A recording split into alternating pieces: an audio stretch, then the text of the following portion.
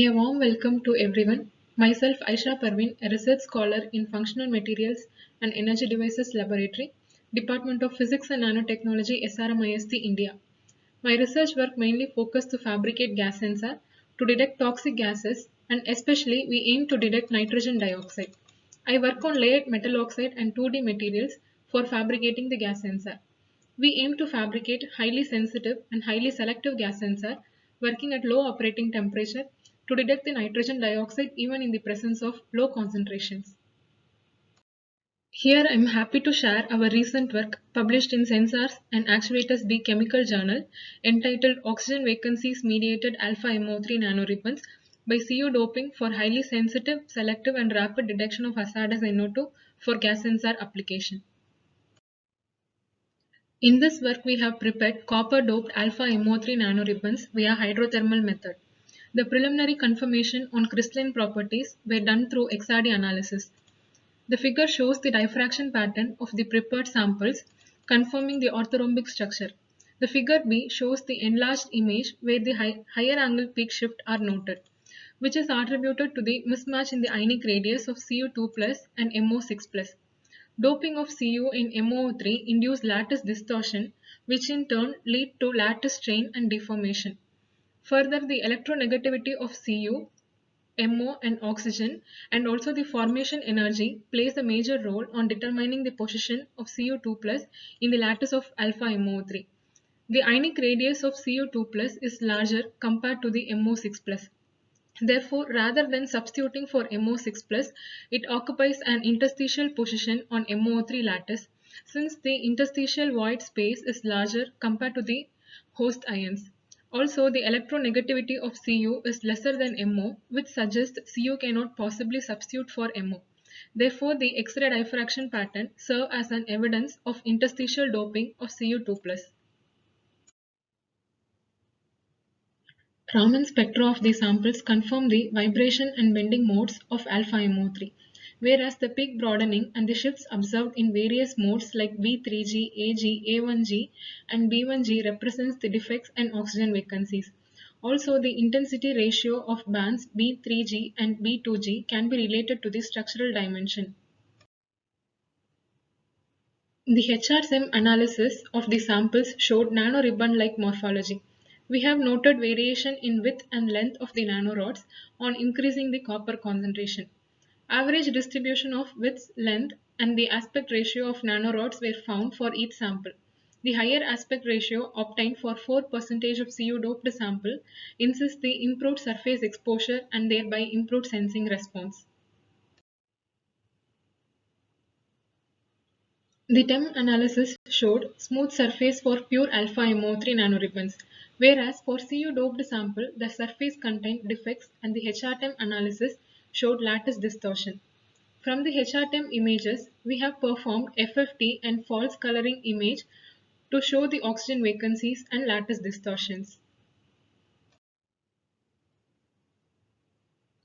The XPS core level spectra has been obtained and the molybdenum and oxygen peaks were deconvoluted.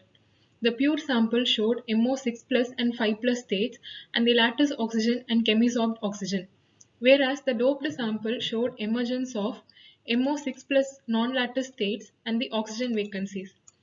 This will benefit for sensing performance as the oxygen vacancies will improve the active sites.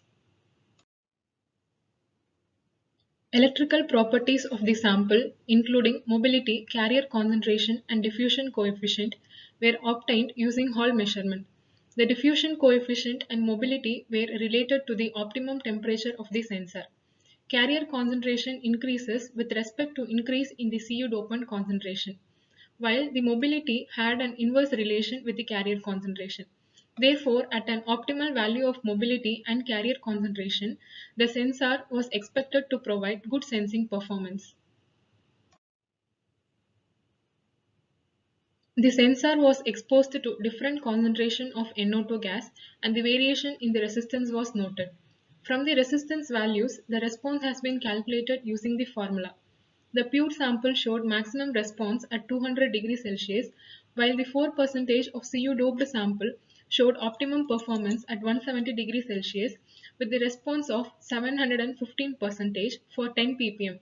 Thus, it is identified the Cu doping has reduced the operating temperature of the sensor with simultaneous enhancement in the response.